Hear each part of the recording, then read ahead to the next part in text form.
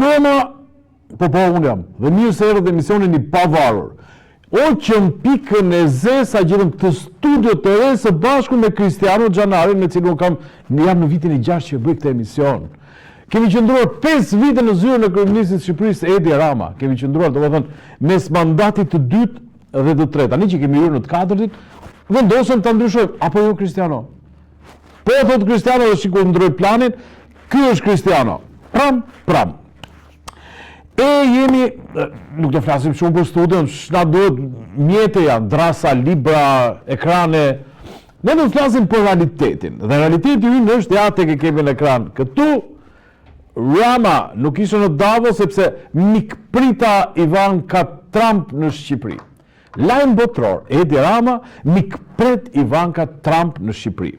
Në fakt, ajo që ka ndodhur është një histori e cila do të gjetet me paqartësitë e veta, me hamendjet e veta. Çfarë ka ndodhur? Vjen një letër e firmosur nga presidenti I Shtetit Bashkuar të Amerikës, Donald Trump, baba I Ivankës. Në letër thuhet: I nderuar zoti Edi Rama, me cilësinë e kryeministrit të Republikës së Shqipërisë të ftoj në bordin e paqes. Bukur. Doli ky lajm, e bën me shumë zgjuarsi. E shpërndan një në për popull, filloi populli mos besonte ç'është kjo, pas ka shkruar letër Trump. Pastaj nxori mas 2 ditësh Rama si me protesta. Ftesa e Donald Trumpit si bëj vllai, nëse bordi I paqes është një institucion shumë I rëndësishëm ndërkombëtar. Ka shumë të ngjarë të zëvendësoj OBSH-n, pra organizatën OKB-n, organizatën e Kombeve të Bashkuara. Ta zëvendësoj ky bordi I paqes. Shqipëria hyn dhe nuk ishte ngjarje më të rëndësishme dhe aset dekorat më të madhe për Edi Ramës sa të shkontet tek bordi. Mirë, ditën që atje shkon presidenti I Kosovës, fjala bie, nuk shkon Edi Rama dhe thot nuk isha në Davos sepse mikprita Ivanka Trump. Unë do të thoja me mendjen time se shumë gjëra edhe ne nuk I dim, jo si kuptojmë. Nuk është fort I mirëpritur Edi Rama atje në atë bord. Nuk është fort I mirëpritur, jo se do vartë të rinj të Donald Trump. Do ta linin në I qoshe. Gjë që për Edi Rama do të ishte vrasje. Por ka një mos pëlqim shumë herë më të egër të rrezikshëm se ky që ju thash unë. Edi Rama në figuracionin botror njihet që është njeri I familjes Soros. Ka qenë një ndër 5 politikanët në dasmën e George Soros, pra babait, atij që është koka e perandorisë të keqes, dhe ka qenë dhe në dasëm të Alexit. Alex Soros është djali I George Sorosit. Edi Rama është personi që ka thënë, nëse fiton Donald Trump, pra e ka thënë 10 vjet më parë, në 2016, do të jetë një katastrofë për botën. Donald Trump ka fituar. Dhe e gjithë kjo rrym, e gjithë ky natyrisht po themi internacionalizmi kinezo-sorosian. Nuk e le Edi Ramën të shkojë atje. Natyrisht mund të firmozë se s'ka ç'i bën. Natyrisht do marrë pjesë Shqipëria se s'ka ku shkon. Por prania e Edi Ramës është e parë vëngër natyrisht nga kjo perandori e së keqes, tek e cila Edi Rama bën pjesë me të gjitha atributet e tij. Kështu që shqiptarët mos fillonin të merreshin ja nuk e pranoi Amerika, zgjodhi një Trump. Zgjodhi të bien e Donald Trump.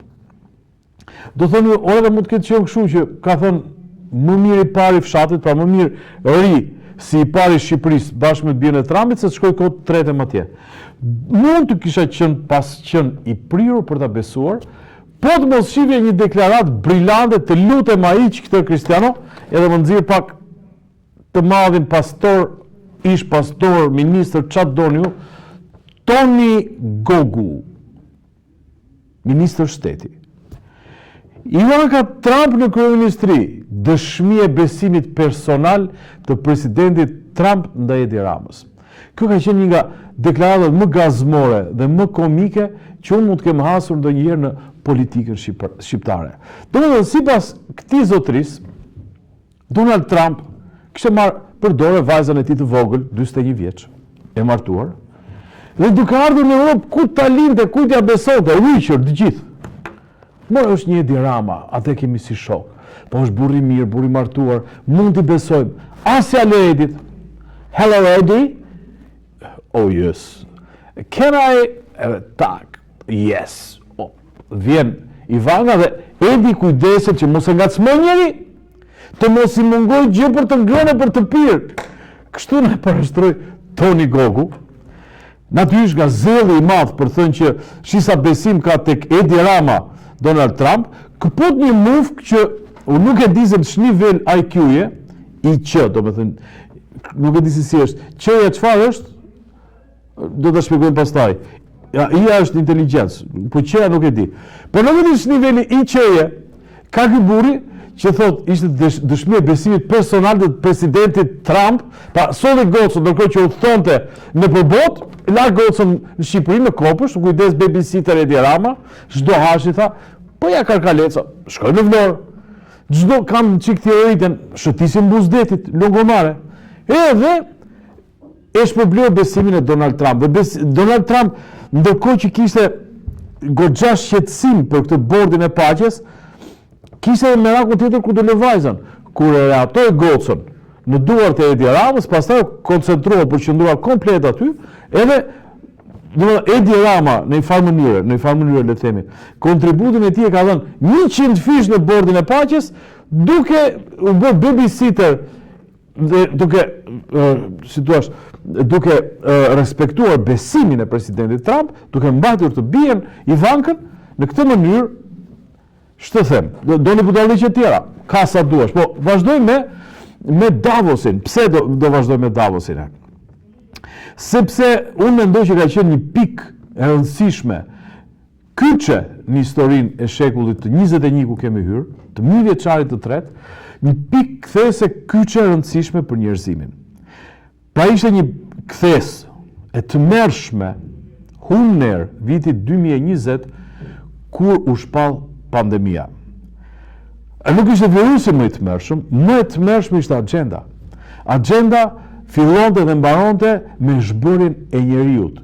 Në daç si koncept shoqëror, që as diskutohet po, koncept politik, por me gjitha dhe si qenie biologjike. Njeriu tashmë kishte hyrë në epokën e kontrollit edhe të biologjisë së tij nga jashtë tij. Pra njeriu nuk ishte më zot, nuk ishte më individ, nuk ishte më zot i vetvetes. Dhe njerëzimi po vazhdonte udhëtimin, lundrimin e tmerrshëm në një skëter globalisto-kineze të kontrollit absolut të gjithçkaje.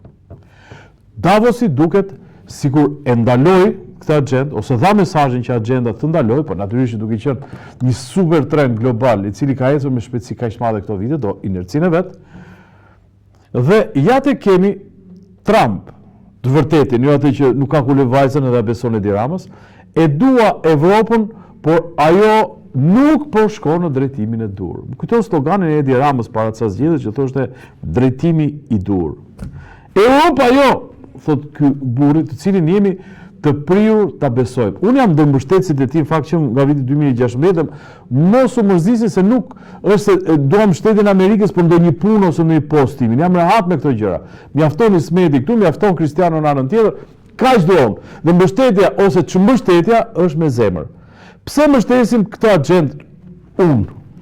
Për faktin e njerëzëllikut, pra të një kapitalizmi njerëzor, një kapitalizmi liberal dhe respektimit individit dhe lirive të tij. 2. Për zhbërjen e regjimit të kontrollit totalitarist kinezo-globalist sorosian, i cili njeriu po e kthente në një turm njerëzimin, të gjithë globin, në një turm të madh, edhe tokën e sheshtë, se mos më mërziten këta tokës së sheshtë. Edhe globin, edhe tokën e sheshtë po e kthente në një kamp të madh për qëndrimi, ku njerëzit mos kishin asnjë të drejtë përfshitë të drejtën mbi veten e tyre, mbi trupin e tyre. Jo, po kthen Trumpi. Por shikoni pa konstatimin, ju kujtohet në vjet 2025-ën kur Edi Rama kërkonte votat tona për të na futur në Europë, thoshte, është një konjunkturë gjeopolitike, një port që na pret neve, po t'i mbarojmë detyrën brenda 2017-s. Cila është ajo port? Ky drejtimi jo i duhur i Europës. Domethënë një Europë globalisto-kineze, e cila vazhdon agjendën woke, edhe ky burri këtu po e shbën baba Trumpi.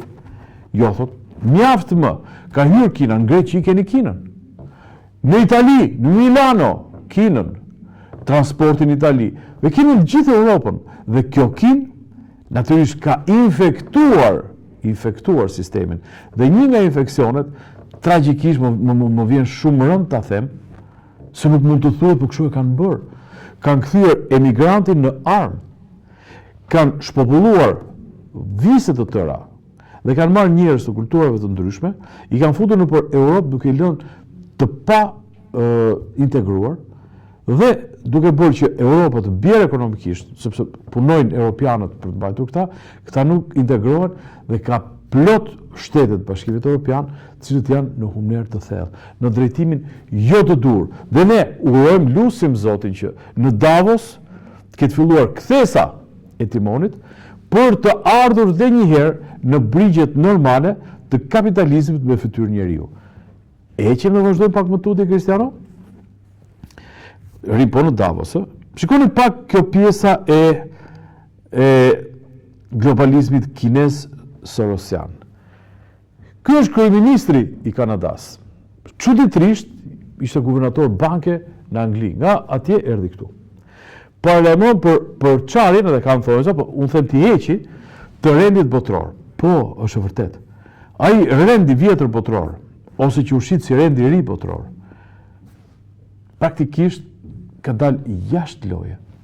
Është Kina që po e mbron, janë gjithë që po lëvizin nëpër të, por është Baba Trumpi, bjondi, i cili e ka goditur në themel. E ka goditur tashmë seriozisht. Donald Trump, një person që vjen nga bota tjetër. Çdo të themun vjen nga bota e përtejme. Ju kujtohet në 13 korrik, teksa mbante një 2024, teksa mbante një fjalim elektoral, kthen kokën dhe në çast ai kthimi kokës i shpëtoi edhe sepse një plumb i kaloi dhe i thjesht i la gjurmë për treguar që po ishte një plumb që i vërshëlleu pranë veshit, por ai po mos e kishte kthyer kokën, tashmë do të ishte thjesht një kujtim. Dhe rendi botror do të kishte vazhduar të thelloj duke na shtrënguar lakun, duke na veshur me ato pijamat uniforme për të vazhduar si sklever nën komandat globalisto-kineze. Jo, e ka kthyer timonin e i biri. Dhe ky, pjesë e këtyre agjendave, pjesë e marrëdhënieve të forta me Kinën, po nuk mund ta lejoj Donald Trump Kinën në kufirin e tij, thot përçarje të rendit botror. Natyrisht që nuk është përçarje, por shkatërrim i rendit vjetër. Ky është rikthimi i rendit me në krye Shtetet Bashkuara të Amerikës. Do thonë po është xhandar i botës. E vërtet është. Është xhandar i botës, është e pranuar. Por më mirë xhandar Shtetet Bashkuara të Amerikës me ekonomi liberale tregu, sesa Kina me ekonomi shtetërore, me lloj kapitalizmi sui generis, po që kontrollohet nga Partia Komuniste e Kinës. Unë për vetën time do të kisha zgjedhur dhe do të luftoj për rendin botror me Shtetet Bashkuara të Amerikës në krye të tij. Vazhdojmë me një lajm tjetër. Të lutem Kristian, apo duhet kemi ndruar? S'ka bateri ky Kristiano. Gazi lotësirë, vim në lajmet tonat për dismen tonë, se edhe këtu është trazuar, është tronditur rendi dhe në Shqipëri. Patën një protest në 24 janar, më fali, mezi e kam bulltitur gjellën e detit, sensi figurativ. Më dhëmë shumë që ka ikur dhe një vit nga jeta ime dhe sa më shumë po kalojnë vitet e mia, aq më shpejt duke se ku po kalojnë vitet e mia. Ju ka ndodhur dhe ju që jeni në moshën time, se di, sa më i vogël je, aq më gjatë duket koha. Sa më i madh je, aq më shpejt duket siguri. Ka ikur kohë, ka ikur 15 vjet e 3 ditë nga protesta këtu. Kur them këtu është para kryeministrisë, por ka një ngjashmëri të jashtëzakonshme, të frikshme, 21 janari me 24 janarin. Ngjashmëri në shkak. Tani unë dua t'i bëj pyetjen ju, po në pasojë pse jo. Pra, në 21 janar 2011, zëvendës kryeministri, domethënë Belinda Balluku i asaj kohe, që quhej Ilir Meta, bën muhabet me një shokun e tij të partisë, të armëve, si doni ju, dhe të kabinetit, dhe muhabeti bie erë korrupsion. Nga ana ime i thotë jepi gimit 7%, pra bëjshin muhabet parash. Mjaftoi kjo që të dilin me hunj turmat, dhe të lëshoheshin direkt, sa do lëshoheshin, policisë, me shkopi, me hunj, me gur, me gjithë shka tjetër, dhe e kuptoni, populli i inatosur me korrupsionin nuk duroj, pranoj të derdh gjak, vetëm të largoj të shpor korrupsionin nga pushteti. Rrjedhin 15 vjet. Vim 24 janar 2026. Nuk është se, si që transmetua atëherë video, në datë 17, pastaj këta dolën mas 4 ditësh. Ka 4 javë, në mos më tepër. Që në nëntor, me sa mbaj mëntun, që ka filluar çështja ndaj Belinda, më fani, është marrë e pandehur zëvendës kryeministri e Shqipërisë. Është marrë e pandehur. Në moment që është marrë e pandehur, do të thotë që ka një proces gjyqësor krejt normal, dhe ajo jo vetëm është hetuar, por gjykohet për disa vepra penale, të cilat gjykon gjykata e posaçme për krimet kundër korrupsionit dhe krimit organizuar. Ka një masë e cila nuk zbatohet. Pra, nuk kemi thjesht u dëgjuar një bisedë përgjim. Kemi vendim gjykate për masë ndaj zëvendës kryeministres, dhe atëherë ishte zëvendës kryeministri, nuk zbatohet. Del po një di popull, se ne jemi, po shqiptarë jemi ne. Madje është përqeshur se një pjesë që kanë qenë atë ditë në shesh atje, kanë qenë shesh këtu, edhe me veshje politike. U bë një tubim i qetë, mbaroi tubimi, populli odhi fishek zjarre këtej, policia odhi fishek zjarre këtej, po fishek zjarre të policisë shkaktonin dhe lot, sepse ishin gaz lot sjellës, mos e ngatroni me gaz bardhin, dhe plasën lot e qyre. Deri këtu jemi në rregull. Të si shkojnë dhe marrin këtë kapsolën dhe shojnë, kishte skaduar, kishte 3 vjetë skaduar. Shumë njerëz ta përmirën e tjetri skaduar, shqyr. Përkundazi, sipas atyre që merren në këtë punë, sa më shumë fermentohet ajo, bëhet më e rrezikshme për shëndetin e njeriu. Tani kam një pyetje, se prandaj keni nxjerr, nuk e nxjerr Cristiano Kot këto. Pyetja është, pse ishte gazi skaduar që në 2023? Kam blerë me shumicë, do thoni, kam pritur që të ketë protesta. Dhe kjo është akuzë për Partinë Demokratike dhe për opozitën. Kanë kaq kohë pushim, kaq kohë për protesta, sa që ka detyruar pushtetin të myket, të skadojnë armët, sepse s'kan patur ku të përdorin, kishim blerë 2019, mbaj mend që mori ai Sandro Lesha, që ka qenë një ministri i brendshëm një herë, që kishte qef gazin shumë ai, blerë shumë dhe kanë ngelur stok. Jo vetëm ngeli stok, për shkak se ishte shumë, po ngeli stok se s'pate protesta ku të përdorej. Prandaj ka skaduar gazi. Është një pikpamje ime teorike, po të keni opsion tjetër, ma thoni. Ma iq pak të lutem. Dhe dalim këtu te giganti që thot gazi lotësjellës i skaduar ndaj protestuesit, do të denoncohet në institucione ndërkombëtare. Tani, çfarë ndodhi me këtë situatën e gazit, me lotësjellësin, me kështu e me ashtu? Ka ndodhur që jo më kot thash nisi një protestë shumë e qetë, disa fjalime shumë të artikuluara, pastaj pam do tha që është protesta e dhunshme. Mund të jetë protesta e dhunshme, si doni ju. U shoh në botë, shoh në Francë lëshuan demat dhe kundër policisë.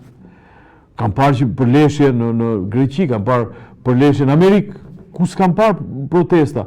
Në qoftë se quhen të dhunshme, një protestë ku hodhen disa element piroteknik, po. Mirë po, pata përshtypjen sikur e gjithë situata shkohet drejt një skenari që pikërisht duhet të thuhet proteste e dhunshme. Natyrisht që asnjëra nga palët nuk ishte interes të rrihej, dëmtoj, po pam zhurma krye përshtypjen e protestës së dhunshme. Po të thonë, ç'duhet kjo protestë e dhunshme? Duhet. Duhet se ky spaku ka ngecur. Pse ka ngecur? Ka ngecur ky spaku se ka ngecur qeveria, nuk bën dot ca lëvizje Edi Rama. Ama në qoftë se shpërthen revolta popullore, ndoshta qeveria bie, po kuptoni? Edhe bëhet një qeveri teknike, ku disa ministra nuk do të jenë, kështu që drejtësia e ka më thjesht. Teori, do thoni ju konspirativ, nuk është konspirativ, është një hamendje ime që mund të jetë kështu, po më mos jetë edhe kështu. Por më jepni ju një shpjegim përse një protestë, e cila eci bukur e mirë, pati shpërthime fishek zjarësh kot, që nuk shkakton asnjë gjë dhe ikën të gjithë nëpër shtëpia. Po. Edhe një tjetër, parë se të kalojmë publicitet, se janë tema që më lotin mua, Berisha, nuk kemi arritur të krijojmë zemërimin e madh të qytetarëve ndaj korrupsionit. Edhe ky është një konstatim i saktë për mendimin tim. Po, konstatim i saktë. Sali Berisha ka drejt kur thotë nuk kemi arritur të krijojmë zemërimin e madh. Dhe nuk mendoj që populli, si koncept, do të lëvizë populli që të bjerë qeveria ose të ngrihet qeveria. Po ti thuash hajdutët, i hajdutëve të hajdutëve, nuk është se kanë një zemërim të madh. Mund të ketë xhelozi, se thotë ai vjedh unë zvjedh.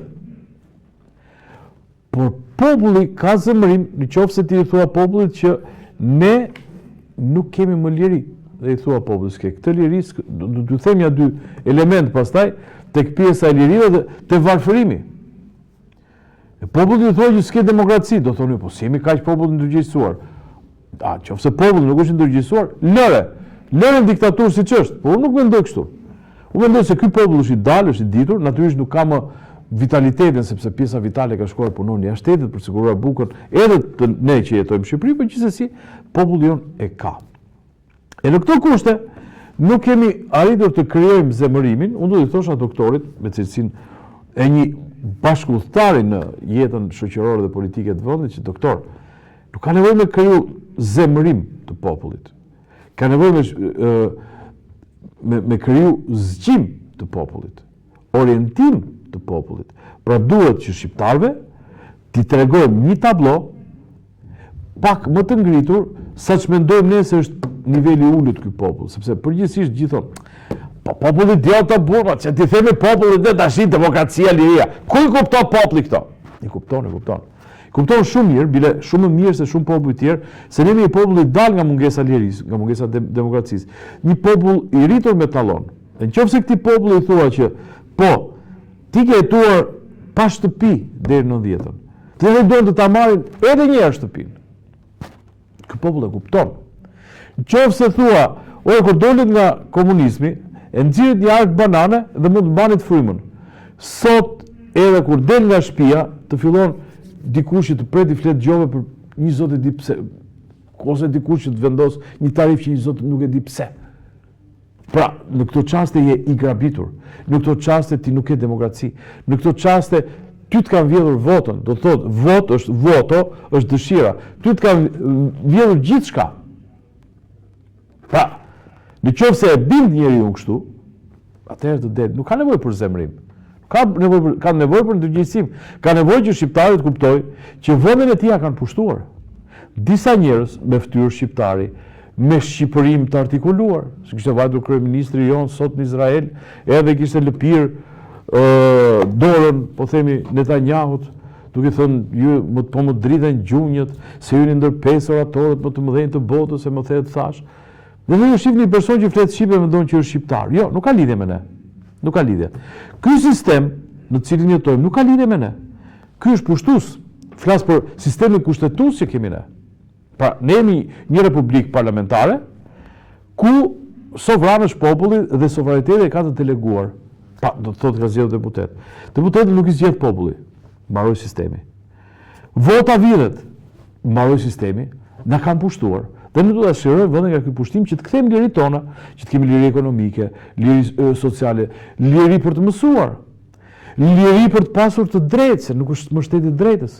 Nuk është më shteti i drejtës. Do të tregoj pak më vonë kur vetë Edi Rama po shtyn spakun që është të paktën ajo pjesë e shpëtuar e drejtësisë. Ja këtu jemi, kështu që doktor, nuk është çështje zemërimi, është çështje bindje dhe pune me njerëzit. Kristjano, bëjmë pauzë të vogël, lutem, dhe rikthehemi.